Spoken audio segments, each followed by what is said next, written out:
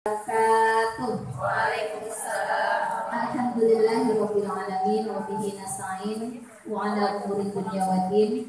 Assalatu wassalamu ala asyrofil anbiya'i wal mursalin sayyidina wa maulana Muhammad wa ala alihi wa sahbihi ajma'in.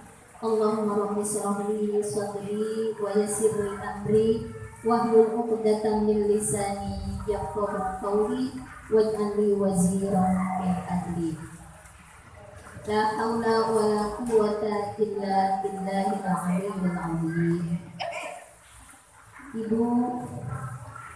Ibu-ibu jemaah Majelis Salim yang saya sayangi, yang saya cintai, yang saya banggakan, yang insya Allah merahmati ibu semua yang hadir pada saat ini. Tanda Allah merahmati ibu semua ini langsung dibuktikan oleh Allah dengan datangnya turun hujan. Jadi kata para ulama begini, kalau satu tempat diberikan cahaya nur oleh Allah, maka tempat tersebut akan dinaungi awan. Itu hadisnya Sahih Tirmidzi. Akan dinaungi awan. Sekarang ibu udah bukan dinaungi tuh, karena tempat tersebut Allah berikan cahaya. Kalau udah awan biasanya apa, Bu? Hujan. Saya bilang dalam hati, ya Allah, ini yang akan saya sampaikan ketika suatu tempat dinaungi oleh para malaikat dengan cahaya.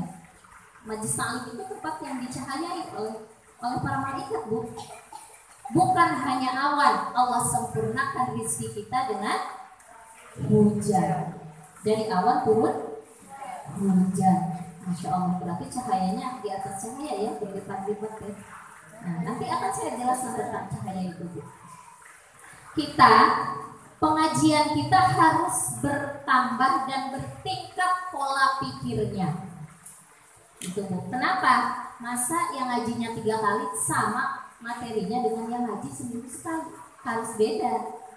Maka saya di sini memberanikan diri mengajarkan sedikit-sedikit ilmu tentang yang ada di dalam kolbu. Sedangkan ilmu yang ada di dalam kolbu itu lebih dalam pengetahuannya. Dan kalau kita tidak terbiasa, tiba-tiba dengerin itu akan sulit sekali, Bu. Tapi karena itu sudah belajar seminggu 3 kali, itu insya Allah gak bakalan sulit. Ya punya cepet nyambungnya.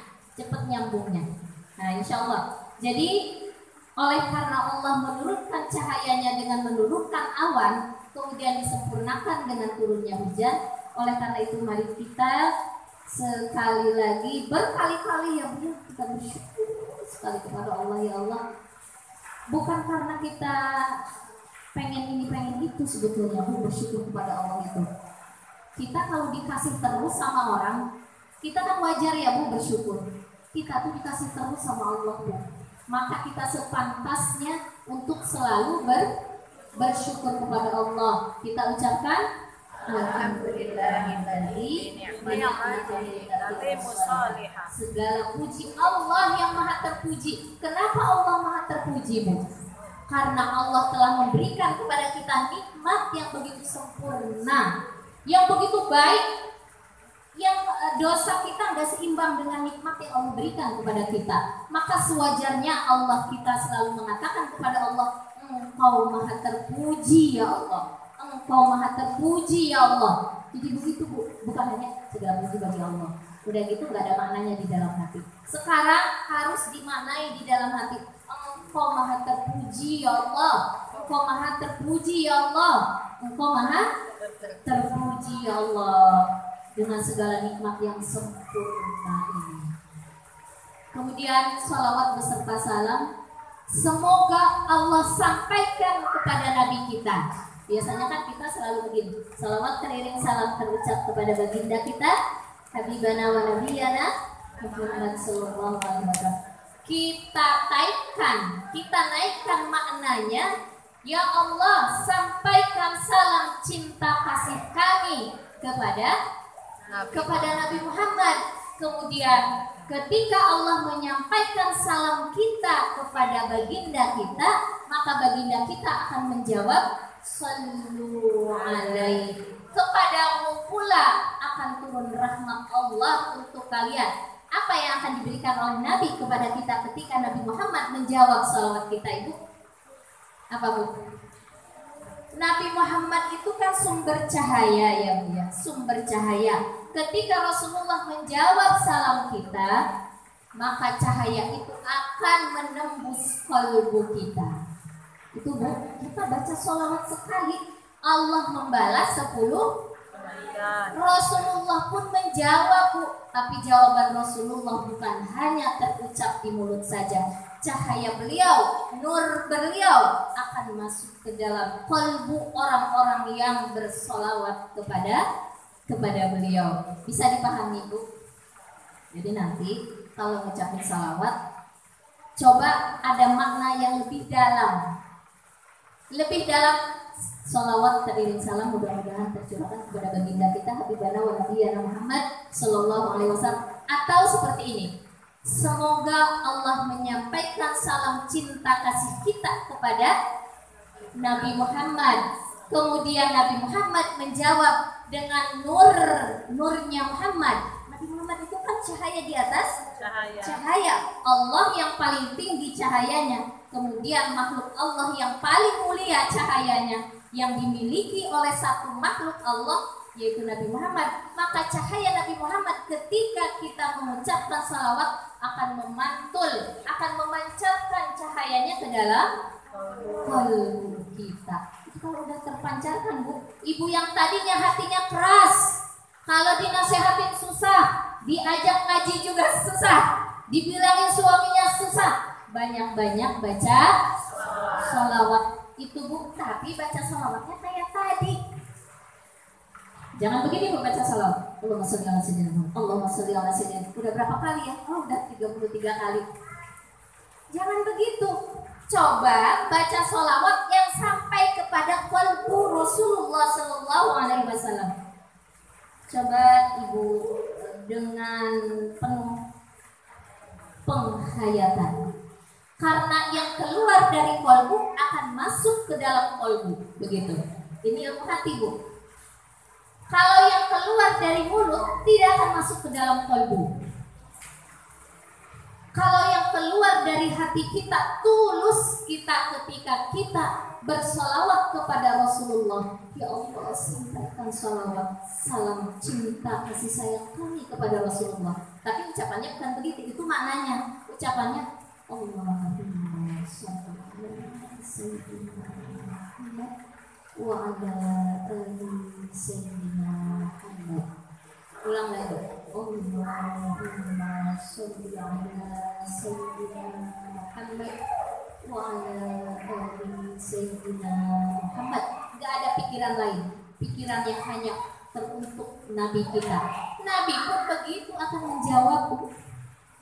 Jadi pekerjaan seseorang itu tergantung penuhnya hatinya itu ke orang itu. Itu kalau orang yang cinta sama sahabatnya, Bu, itu kan keluarnya dari hati ya. Bukan cuma beb, cantik deh kamu, tapi ininya doang, ininya mah gondok dia, nggak bisa, nggak enak didengarnya. Tapi kalau keluar dari kalbu yang benar-benar ikhlas ngucapinnya, itu kita juga dengerinnya enak, Bu, walaupun cuma begini. Makasih ya. Ada yang ngomongnya panjang banget. Luar biasa deh kamu ini. Tapi emang dia cari muka, beda. Rasulullah itu jasadnya sudah meninggal, yang ada tinggal ruh.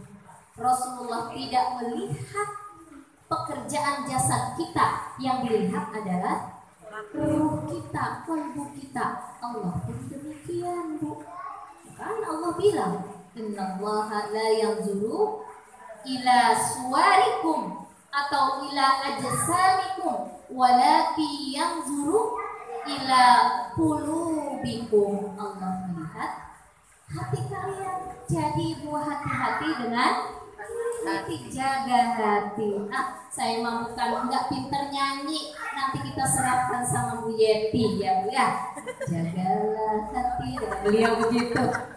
Kalau saya yang nyanyi nanti diminta rekaman, udah gitu nggak ada yang denger, suaranya fals, gitu ya. Ya, ini kita menerangkan kalimat pembukaan ketika seorang ustazah menyampaikan ceramah. Ibu Majelis Ta'lim An-Nubala memaknai, ibu-ibu mari kita bersyukur kepada Allah dengan ucapan Alhamdulillahirabbil alamin. Majelis Ta'lim An-Nubala enggak begitu. Engkau maha hebat di situ. Itu Bu, kalau terucap dengan suara lantang, itu tempat bakal bergetar. Bergetar itu tempat. Kenapa? Karena Majelis Ta'lim An-Nubala mengucapkannya dengan penuh makna yang dalam. Ketika seorang ustaz mengatakan Allahumma sholli ala Sayyidina Muhammad, Majelis Ta'lim An-Nubala jamaahnya memaknainya, ya Allah sampaikan salam kasih cinta kami kepada Nabi kami yang mulia. Nabi Muhammad datang memberikan cahaya nurnya di tengah keramaian orang yang ramai tadi, gara-gara kita memaknai dengan qalbu kita. Maka kan ada ya Bu ya, para wali ketika bersolawat beserta muridnya, kenapa ada cahaya datang? Ada cahaya datang. Itu cahaya datang karena lahir dari qalbu yang bercahaya pula. Yang memang lahirnya luar biasa, keluar dengan sungguh-sungguh, bukan hanya lipstik di bibir saja. Begitu ya Bu. Nanti pulang dari sini Ibu kalau berzikir, kalau bersolawat, berzikir mau Allah, Allah jangan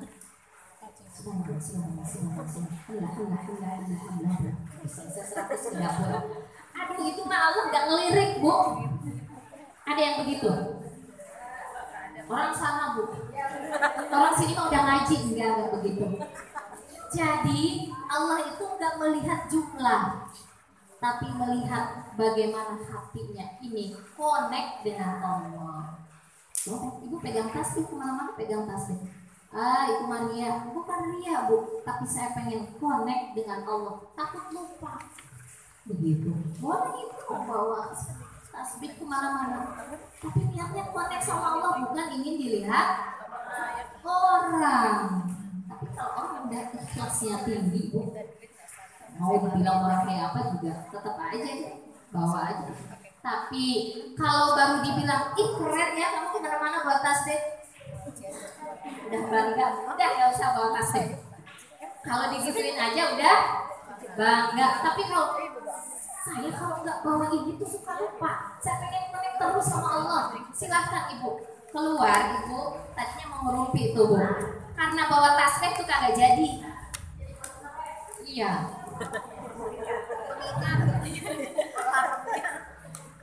Udah dulu itu ya Bu ya. Kita lanjut saja istiqomah qiyamul lail. Terus enggak Bu? Terus. Kalau Ibu ada yang tidur, nanti saya Wassalamualaikum warahmatullahi wabarakatuh. Bubar. Janji Ibu enggak tidur? Sebab saya tahu baru pada kondangan semua. Kenyang.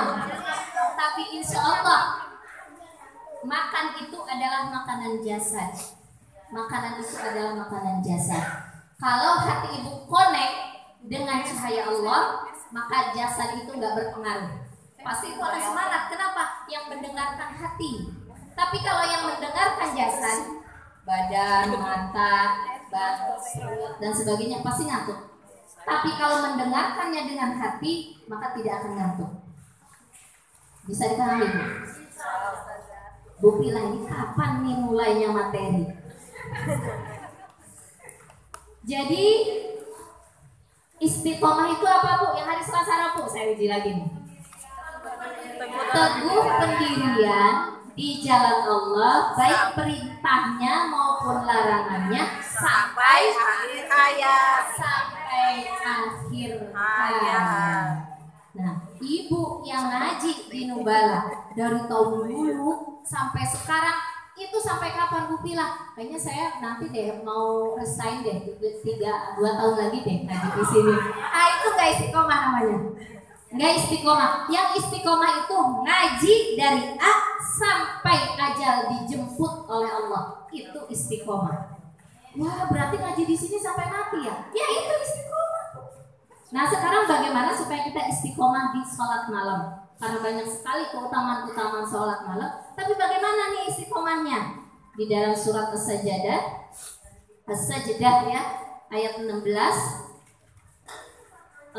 Orang yang melakukan sholat qiyamul lail itu tatajafa junubuhum anil madaji'i, kemudian yad'una rabbahum khaufan wa tama'an. Mereka itu tulang rusuknya, badannya itu berjarak dengan tempat tidur.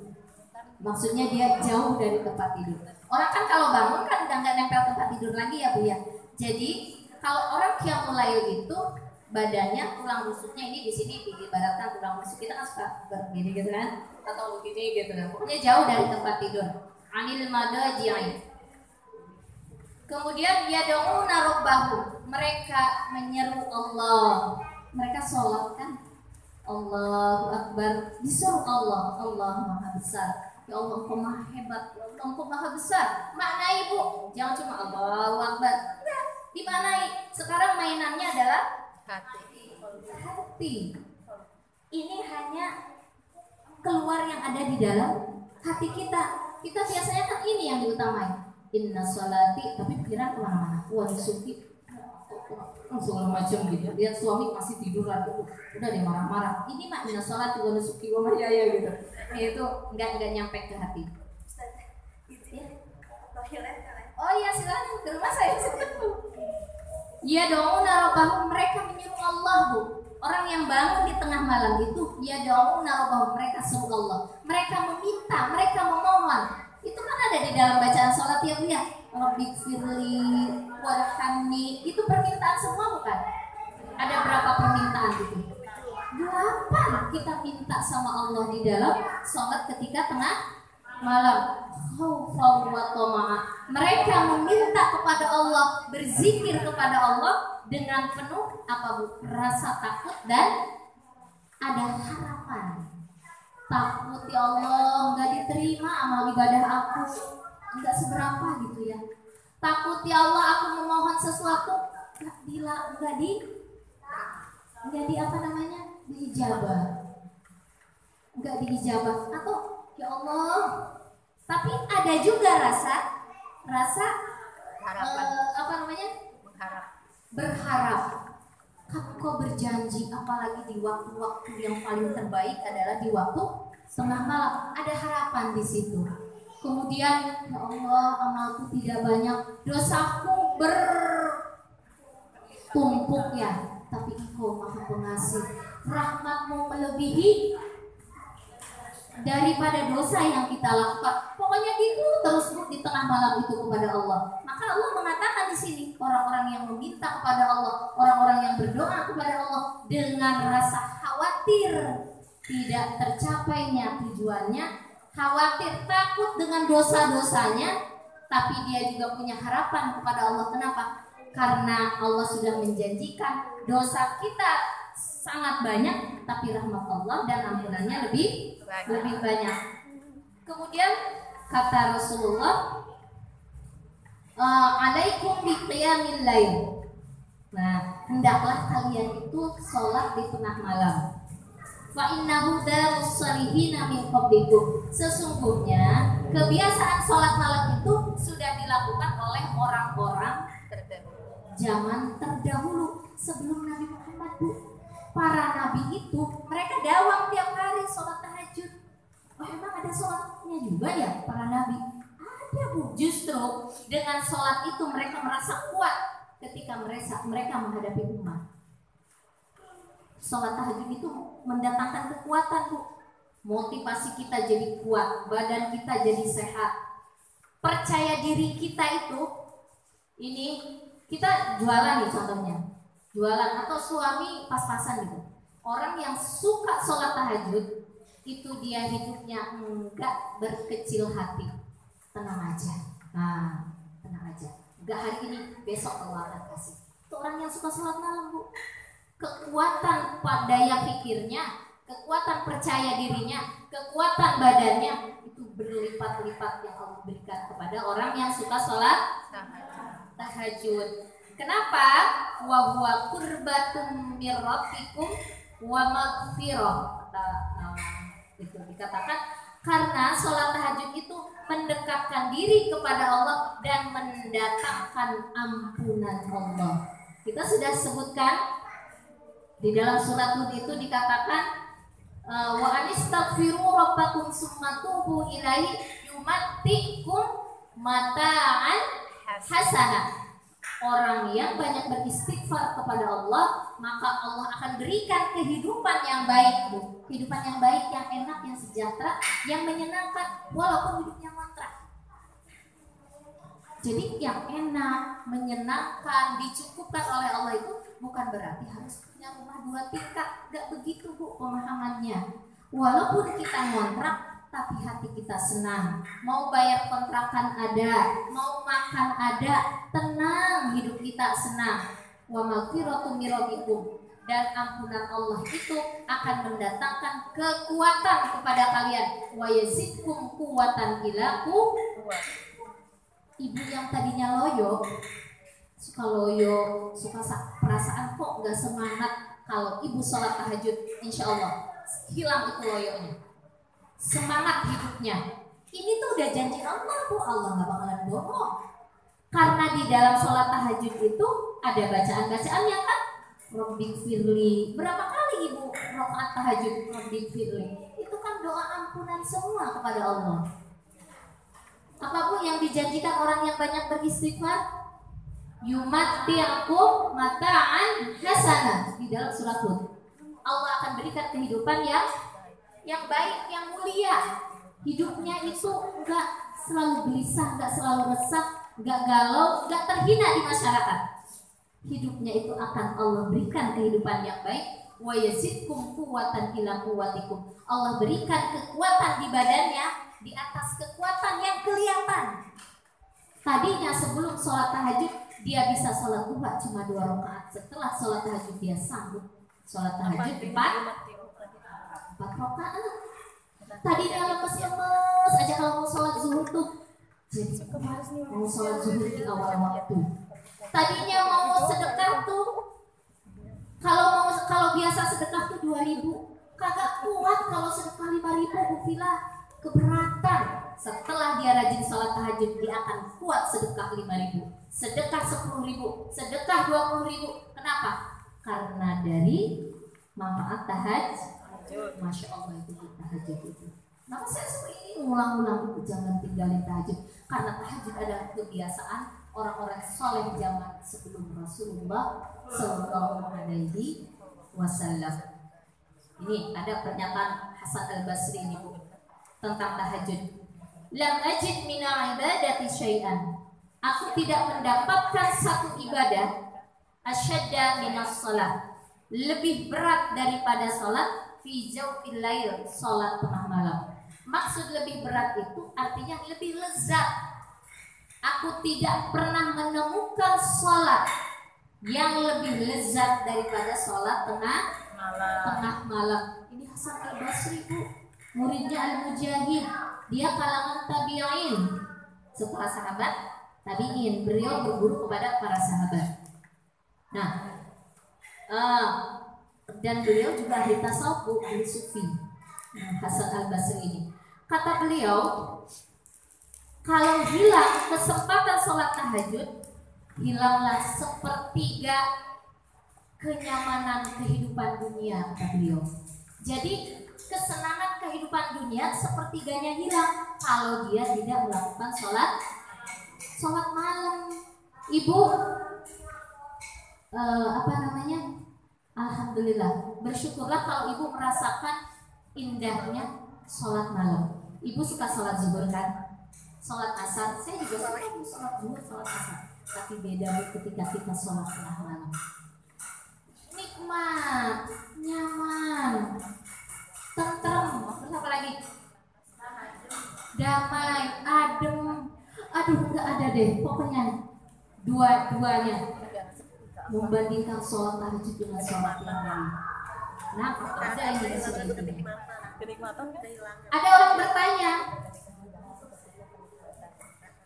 wahai Hasan Al Basri, katanya, kenapa kalau orang tahajud itu, kalau Hasan Al Basri itu kalau udah sholat tahajud wajahnya ceria, berseri-seri. Ditanya oleh orang, wahai Hasan Al-Basri, kenapa sih kalau engkau atau orang itu sholat tahajud wajahnya itu berseri-seri? Padahal dia bangun di tengah kegelapan malam. Dia bangun di tengah kegelapan malam, kurang tidur lagi. Harusnya kan matanya bengkak ya Bu ya. Kalau nggak tidur tengah malam, bangun dari jam 3 gitu.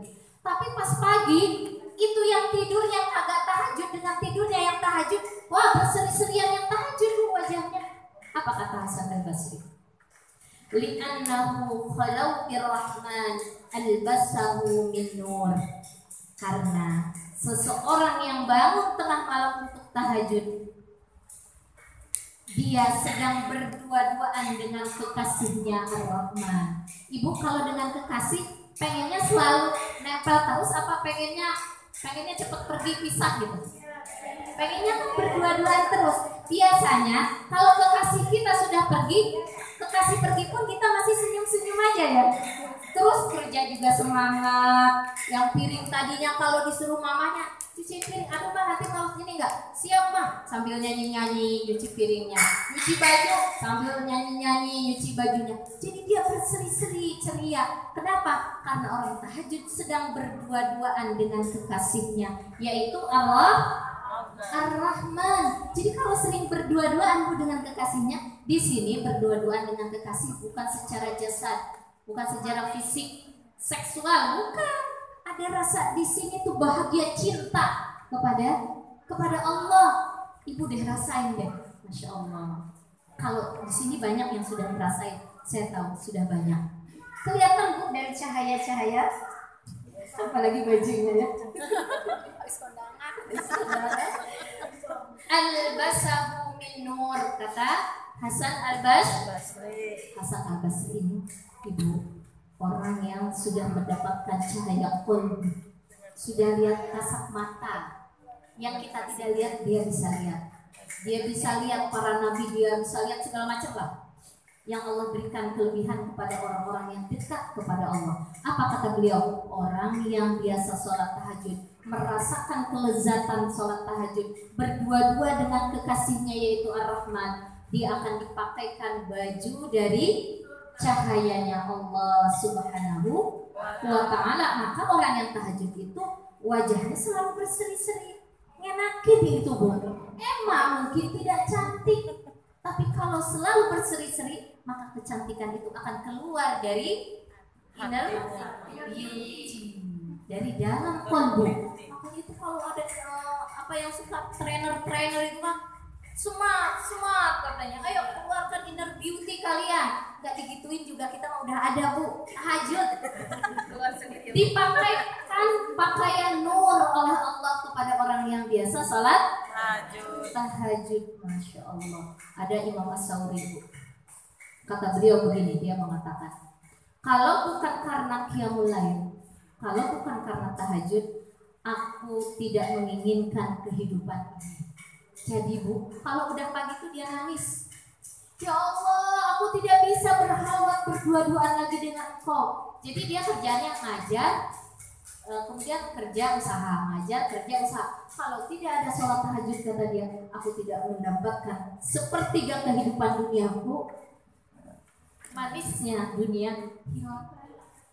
Coba yang ahli tahajud di sini, yang ahli tahajud ya Bu ya, nggak tahajud semalam aja, besoknya mood gelisah Bu, kayaknya jauh dari Allah Bu. Kayak dosa gitu. Hah? Kayak dosa banget gitu. Nah iya betul Bu, berarti Allah sudah ada di dalam kolbu kita. Nur cahaya Allah itu kan dipakaikan cahaya baju Allah kan, cahayanya kita dipakaikan cahaya itu, baju itu nur. Masya Allah. Kalau nggak tahajud berarti cahayanya lepas kan hari itu, tunggu lagi ntar malam gitu. Nah sekarang bagaimana sih supaya istiqomah di dalam sholat tahajud tadi? Pengertian istiqomah sudah dapat, pegang dengan kuat ya Bu ya. Sekarang bagaimana nih kalau tahajud itu istiqomah?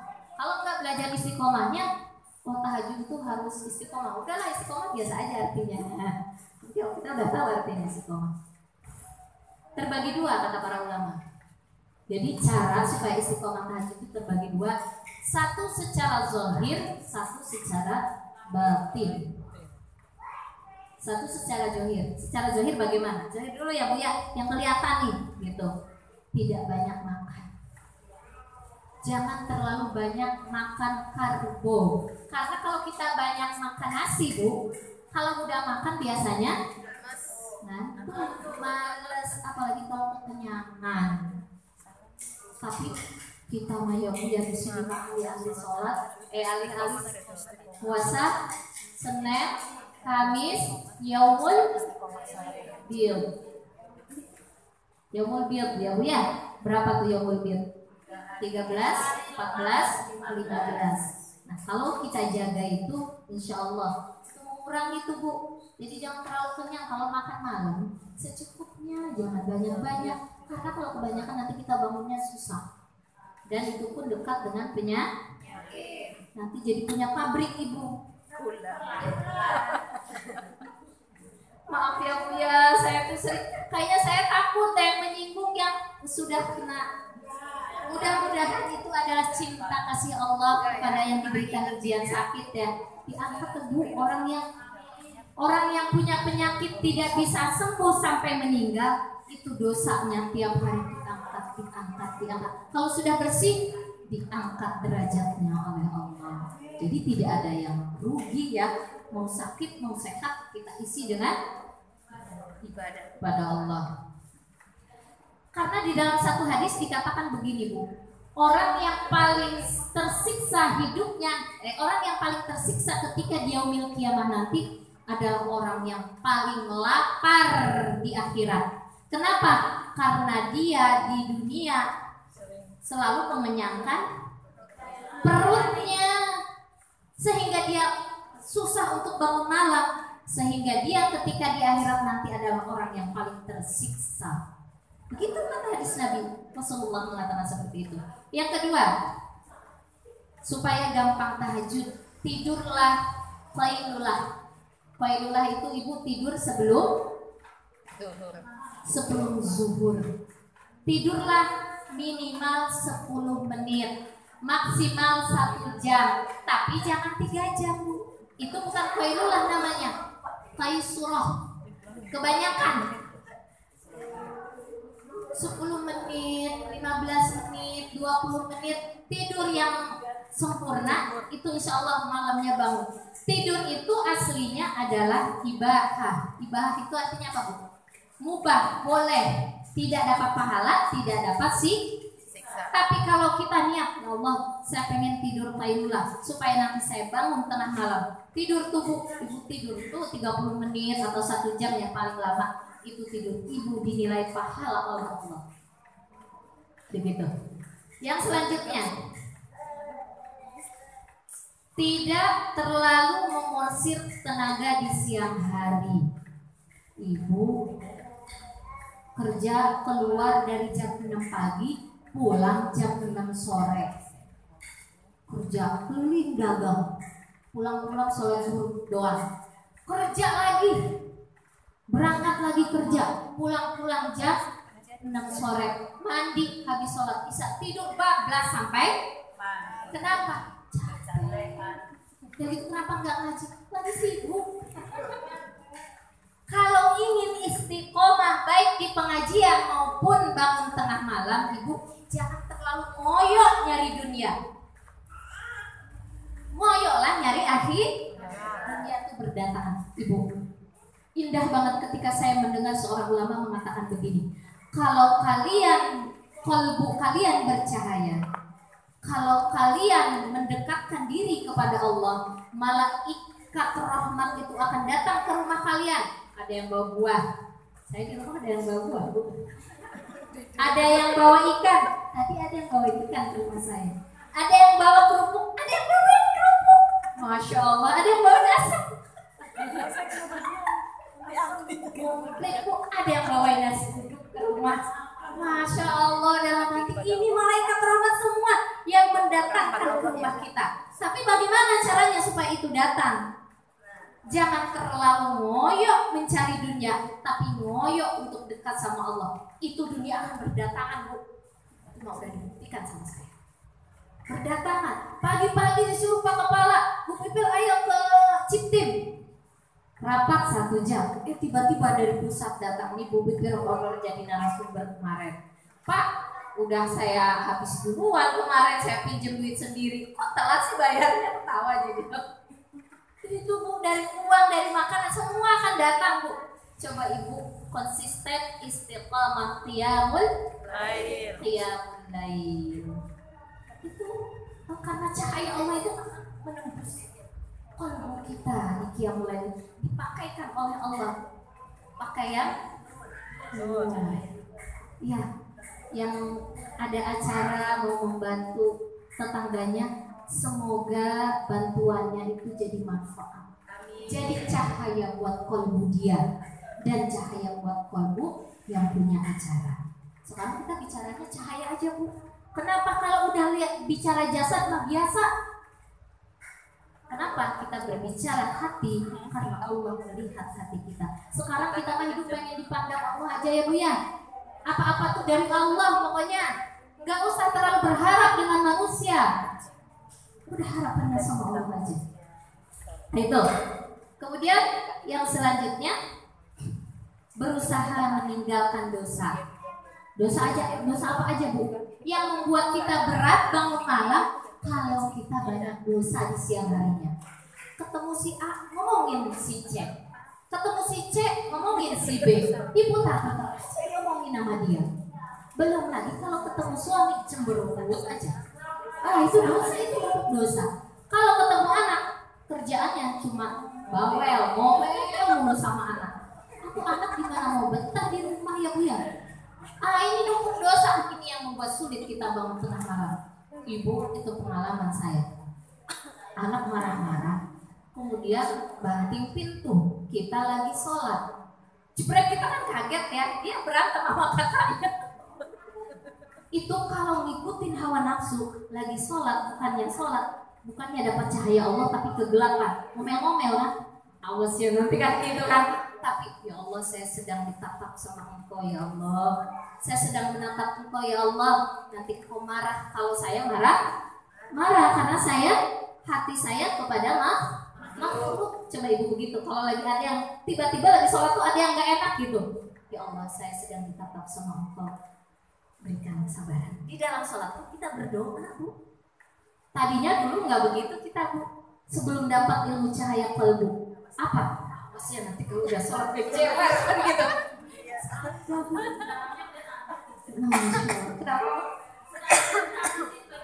Nah, itu bagaimana sholatnya dapat cahaya dari Allah. Lagi konek-konek sama Allah, tiba-tiba kita marah-marah sama anak. Kata Allah, nggak sopan nih orang. Lagi ditatap sama aku, lagi natap aku, lagi berdoa sama aku, lagi memohon sama aku, tiba-tiba marah-marah di hadapan Allah. Allah suka nggak begitu Bu? Coba kita kalau lagi sholat begitu Bu. Insya Allah Bu, udah saya coba.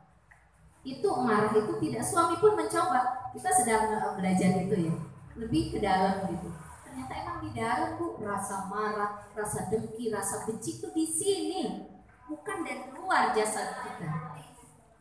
Ya, pusatnya semua di hati. Yang selanjutnya, ini sekarang secara batin. Ini udah jam berapa Bu? 4. Kita selesaikan. Sekarang secara batin itu kan tadi secara johir. Ya, meninggalkan dosa. Secara batin. Salamatul qalbi lil muslim. Jauhkan hati dari kebencian terhadap orang muslim. Kita itu lagi ada kesel sama tetangga kita. Anaknya berantem, anak kita sama anak dia berantem. Kemudian anaknya udah baikan, kita masih ngedumel di bawah sholat asar, di bawah sholat maghrib, di bawah sholat isya ya, di bawah sholat tahajud. Ya Allah, saya bersyukur banget sama tetangga, padahal anaknya yang salah, anak saya yang digetok gitu. Pokoknya besok kalau ketemu saya ciwer tuh anaknya. Terus sama ibunya, anakmu tuh ajar tuh gitu. Jadi benci, marah di situ. Kemudian mungkin kita punya kekuasaan, punya kelebihan lebih tinggi daripada dia gak bakalan 2 tahun lagi dia. Ini susah ibu untuk sholat tahajud. Selama di sini masih ada penyakit hati, cahaya Allah, walaupun kita rajin tahajud bu, tidak tembus, nggak tembus bu, nggak sampai. Kenapa? Allah mau memasukkan cahaya ke dalam kalbu kita, tapi kegelapan masih tebel. Yang membuat tebel gelap hati itu apa tadi? Penyakit hati. Penyakit hati, mau iri, mau ujub, mau sum'ah, mau riya, hasud dan sebagainya. Itu cahaya Allah susah masuk ke dalam kalbu kita. Maka kita diajarkan sebelum tidur bukan hanya bismika Allahumma ya wa'ud aja. Kita naikin lagi. Ya Allah, segalanya milik Kau. Ada masalah di hadapanku, aku serahkan kepada Kau. Aku tidak mau lagi memendam kebencian di dalam hati aku. Jadi ibu sekarang coba biasakan doa sebelum tidur. Ya Allah, angkat penyakit ria di dalam hatiku. Ya Allah, angkat penyakit ujub di dalam hatiku. Ya Allah, angkat segala penyakit hati yang ada di dalam hatiku. Termasuk benci sama saudara, kesel sama suami, kesel sama anak. Minta diangkat oleh Allah ketika sebelum tidur. Dan ketika sholat tahajud diungkapkan lagi doa tersebut. Insya Allah akan bersih hati kita. Bersih hati kita. Doa. Ada sahabat Rasulullah sholat tahajudnya nggak rajin, baca Quran yang nggak rajin, tapi karena hatinya bersih, bercahaya, dia masuk ke dalam surga. Kata Rasulullah, nanti akan ada orang yang di surga masuk ke sini. Sampai Umar bin Khattab itu penasaran kan, coba saya mau datang di rumahnya, apa kelebihannya? Nggak ada kelebihannya. Apa kelebihannya ternyata? Kan kalau dari luar nggak kelihatan. Saya heran, apa sih lo? Kalau Rasulullah kan sumber cahaya. Jadi Rasulullah melihat cahaya kita semua ini. Namanya sumber cahaya ya. Justru kita bercahaya karena beliau. Jadi semua umatnya itu kelihatan oleh Rasulullah. Siapa yang hatinya buruk, siapa yang hatinya baik. Ketika kita berselawat hati kita buruk, Rasulullah gak mau. Hatimu buruk, kata Rasulullah. Maka tidak akan bertambah cahaya kita. Nah itu. Jadi apa yang membuat dia dijadikan ahli surga oleh Rasulullah? Dijamin hatinya bersih. Kita nggak bisa usahain seperti itu. Minimal kita doa sebelum tidur, ketika tahajud, ketika pagi dan sore.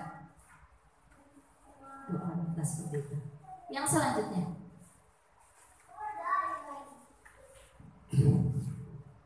tapi gini juga bu, belum ya? Orang tahajud tadi nggak bakalan bahagia kalau hatinya kotor tadi ya. Kalau dia memendam kebencian, kalau dia merasa lebih rajin daripada temennya. Jadi kita suka berteman nih. Alhamdulillah, ya kata ustazah suruh tahajud.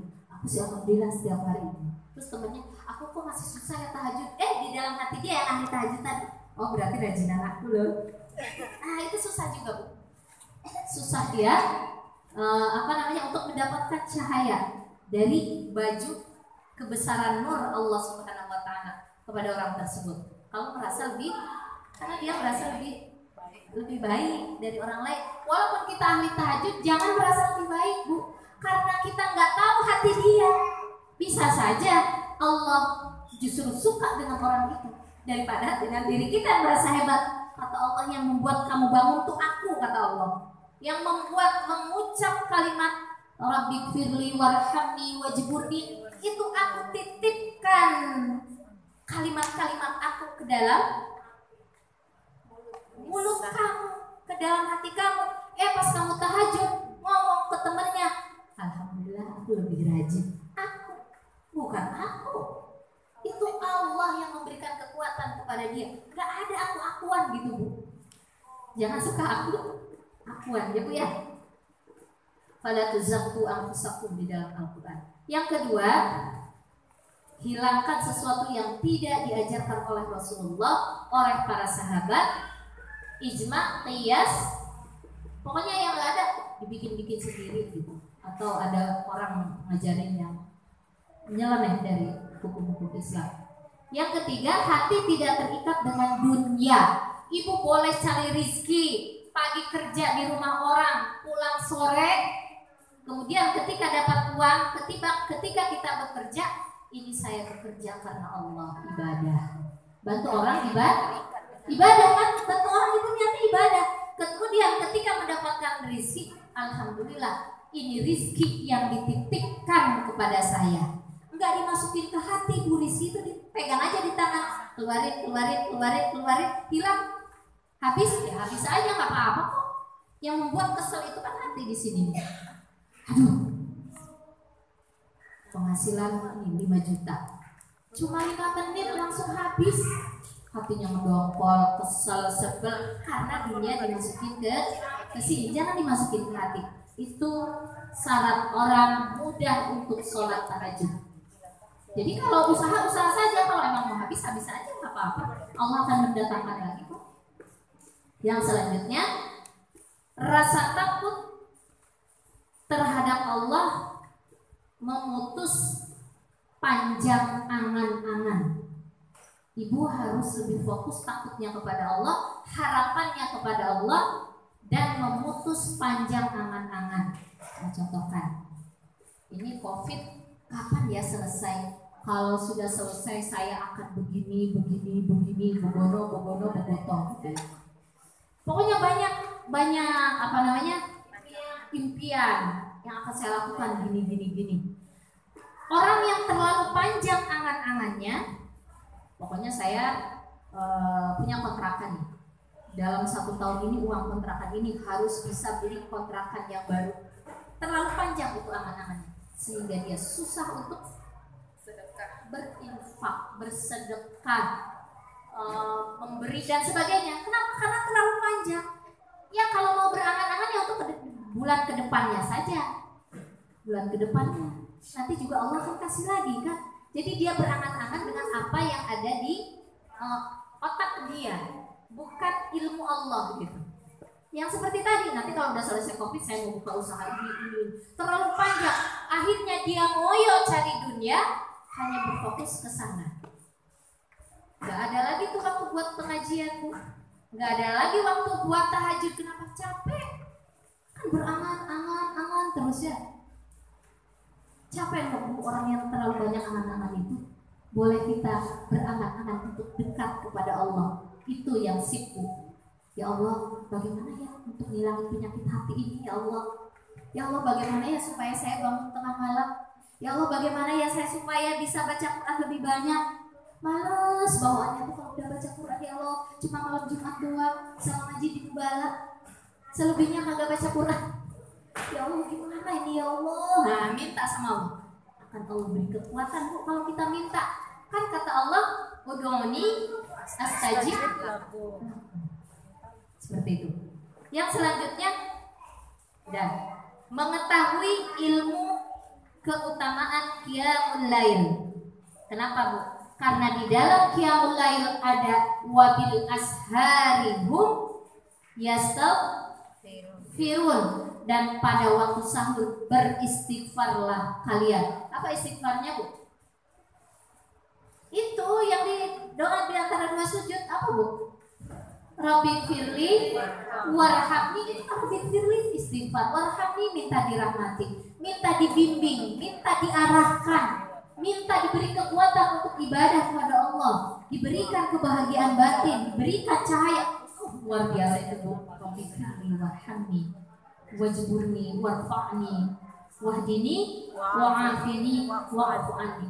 Baca ketika kita sholat tahajud di antara 2 sujud. Jangan mentang-mentang sunnah, bisa dibaca lah, itu kan sunnah gitu. Itu luar biasa.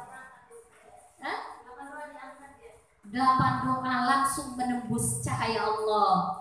Itu kalau malam itu cahaya, Bu, bintang-bintang. Jadi wirid minta